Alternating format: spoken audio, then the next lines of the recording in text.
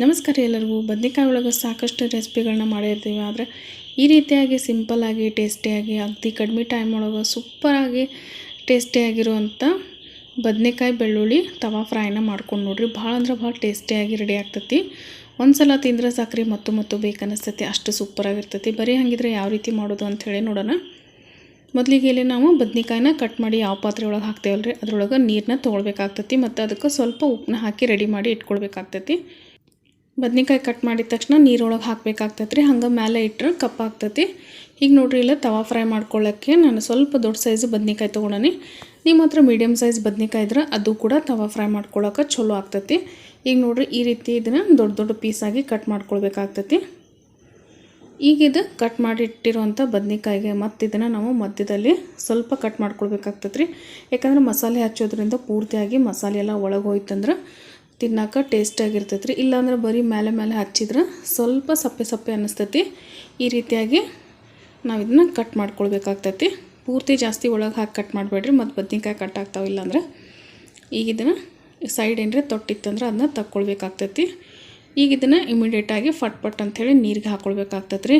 ಮತ್ತು ಇವೇನು side piece ಇದ್ದು ಅಲ್ರಿ ಇದಕ್ಕೂ ಕೂಡ ಸೇಮ್ ರೀತಿಯಾಗಿ ಕಟ್ ಮಾಡ್ಕೊಳ್ಬೇಕಾಗ್ತೈತಿ. ನೋಡ್ತಿರ್ಬೋದು ರೀ, ಈ ರೀತಿ ಪಟ ಕಟ್ ಮಾಡಿಬಿಟ್ಟು ನೀರಿಗೆ ಹಾಕ್ಕೊಳ್ಬೇಕಾಗ್ತೈತಿ ಇಮಿಡಿಯೇಟಾಗಿ. ಭಾಳ ಅಂದ್ರೆ ಭಾಳ ಸಿಂಪಲ್ಲಾಗಿ ಅತಿ ಕ್ವಿಕ್ಕಾಗಿ ರೆಡಿ ಆಗ್ತೈತೆ ರೀ. ಜಾಸ್ತಿ ಏನು ಟೈಮ್ ತೊಗೊಳ್ಳಲ್ಲ. ಸೇಮ್ ಇದೇ ರೀತಿ ಎಲ್ಲ ಬದ್ನೆಕಾಯಿನೂ ಕಟ್ ಮಾಡ್ಕೊಳ್ಬೇಕಾಗ್ತೈತಿ. ಯಾರೆಲ್ಲ ಚಾನಲ್ನ ಹೊಸದಾಗಿ ನೋಡತ್ತೀರಿ ದಯವಿಟ್ಟು ಚಾನಲ್ನ ಸಬ್ಸ್ಕ್ರೈಬ್ ಮಾಡ್ಕೊಂಡು ನೋಡಿರಿ. ವಿಡಿಯೋ ಇಷ್ಟ ಆಯ್ತು ಅಂದರೆ ಒಂದು ಲೈಕ್ ಕೊಟ್ಟು ಹೆಚ್ಚಿನ ಸಪೋರ್ಟ್ ಮಾಡಿರಿ ಅಂತ ಕೇಳ್ತೀನಿ. ಇದೇ ರೀತಿ ನಿಮ್ಮ ಫ್ಯಾಮಿಲಿ ಫ್ರೆಂಡ್ ಜೊತೆನೂ ವಿಡಿಯೋಗಳನ್ನ ಆದಷ್ಟು ಶೇರ್ ಮಾಡಿಕೊಡ್ರಿ. ಈ ಮುಖಾಂತರನೂ ಹೆಚ್ಚಿನ ಸಪೋರ್ಟ್ ಮಾಡಿರಿ ಅಂತ ಕೇಳ್ಕೊತೀನಿ. ಈಗ ನೋಡಿರಿ ಎಲ್ಲ ಬದ್ನೆಕಾಯಿನ ಕಟ್ ಮಾಡ್ಕೊಂಡನಿ. ಇದಾದಮೇಲೆ ಇದನ್ನ ಎಲ್ಲನೂ ಸ್ವಚ್ಛಂಗೆ ಒಂದು 2-3 ಸಲ ತೊಳ್ಕೊಳ್ಬೇಕಾಗ್ತೈತೆ ರೀ. ಮತ್ತು ಇದನ್ನೆಲ್ಲನೂ ತೊಳೆದಾದ್ಮೇಲೆ ಅದಕ್ಕೆ ನೀರು ಹಾಕಿ ಸೈಡಲ್ಲಿ ಇಟ್ಕೊಡ್ರಿ. ಈ ಕಡೆ ಒಂದು ಸಣ್ಣ ಕುಟಾಣಿ ತೊಗೊಂಡ್ರಿ. ಇದಕ್ಕೆ ಒಂದು 4 ಬೆಳ್ಳುಳ್ಳಿ ಗಡ್ಡಿನ ಸೋಸ್ಬಿಟ್ಟು ಜಜ್ಕೊಳತ್ತನ್ರಿ. ಆಲ್ಮೋಸ್ಟ್ ಒಂದು 30-35 ಬೆಳ್ಳುಳ್ಳಿ ಎಸಳದಾವ.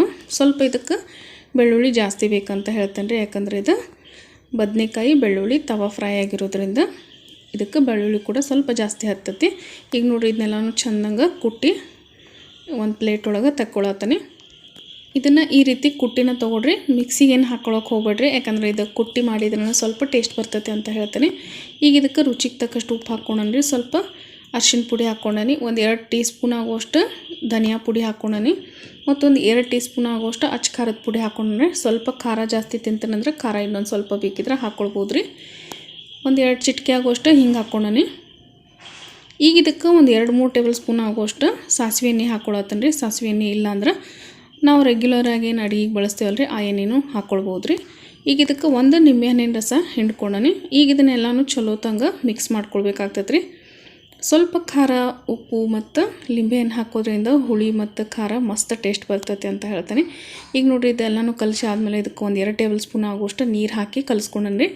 ಜಾಸ್ತಿ ಗಟ್ಟಿನೂ ಕಲಸಿದ್ರೆ ಬದ್ನೆಕಾಯಿ ಮೇಲೆ ಮಸಾಲೆ ಕೊಟ್ಟು ಕುಂದ್ರಂಗಿಲ್ಲ ರೀ. ಜಾಸ್ತಿ ತೆಳುವಾದ್ರೂ ಕುಂದ್ರಂಗಿಲ್ಲ. ನೋಡಿಬಿಟ್ಟು ಮೀಡಿಯಮ್ ಆಗಿ ಕಲಿಸ್ಕೊಳ್ಬೇಕಾಗ್ತೈತೆ ರೀ. ಈಗ ನೋಡಿರಿ ಮಸಾಲೆ ಎಲ್ಲ ಕಲಸಿ ಆದಮೇಲೆ ಬದ್ನೆಕಾಯಿನ ನೀರೆಲ್ಲನೂ ಬಸಿದ್ಬಿಟ್ಟು ಈಗ ಇದನ್ನು ಮಸಾಲೆನ ಅದ್ರ ಮೇಲೆ ಹಚ್ಕೊಳ್ಬೇಕಾಗ್ತೈತೆ ರೀ. ನಿಮ್ಗೆ ಮಸಾಲೆ ಎಷ್ಟು ಬೇಕು ನೋಡಿಕೊಂಡು ಹಾಕ್ಕೊಡ್ರಿ.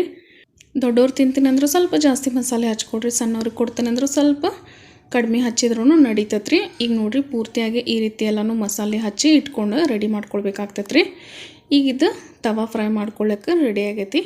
ಈ ಕಡೆ ಒಂದು ತವಾನ ಬಿಸಿಗೆ ಇಟ್ಕೊಂಡನ್ರಿ.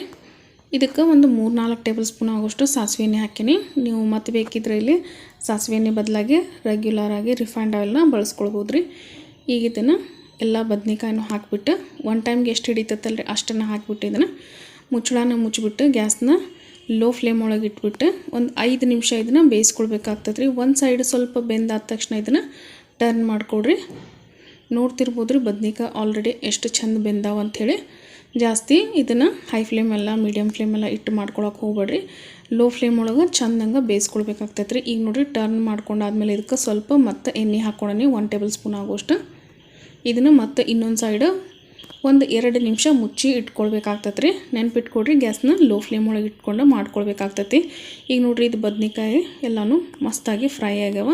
ಇದಕ್ಕೆ ಸ್ವಲ್ಪ ಕೊತ್ತಂಬರಿ ಸೊಪ್ಪನ್ನ ಹಾಕಿಬಿಟ್ಟು ಒಂದು ಪ್ಲೇಟ್ ಒಳಗೆ ತಕ್ಕೊಳ್ಬೇಕಾಗ್ತೈತೆ ರೀ. ಇದೇ ರೀತಿಯಾಗಿ ಉಳಿದಂಥ ಬದ್ನೆಕಾಯಿನೂ ಫ್ರೈ ಮಾಡ್ಕೊಳ್ಬೇಕಾಗ್ತೈತೆ ರೀ. ಇದಕ್ಕೆ ಮತ್ತು ಸ್ವಲ್ಪ ಒಂದು 2 ಟೇಬಲ್ ಸ್ಪೂನ್ ಆಗುವಷ್ಟು ಎಣ್ಣೆನ ಹಾಕಿಬಿಟ್ಟು ಮತ್ತು ಗ್ಯಾಸ್ನ ಲೋ ಫ್ಲೇಮ್ ಒಳಗಿಟ್ಟು ಇದು ಉಳಿದಂಥ ಬದ್ನಿಕಾಯನ್ನು ಫ್ರೈ ಮಾಡ್ಕೊಳ್ಬೇಕಾಗ್ತದೆ ರೀ. ನೋಡ್ತಿರ್ಬೋದು ರೀ, ಇವು ಕೂಡ ಎಲ್ಲನೂ ನಾನು ಸೇಮ್ ಇದ್ದ ರೀತಿ ಒಳಗೆ ಫ್ರೈ ಮಾಡಿ ತಕ್ಕೊಳನಿ.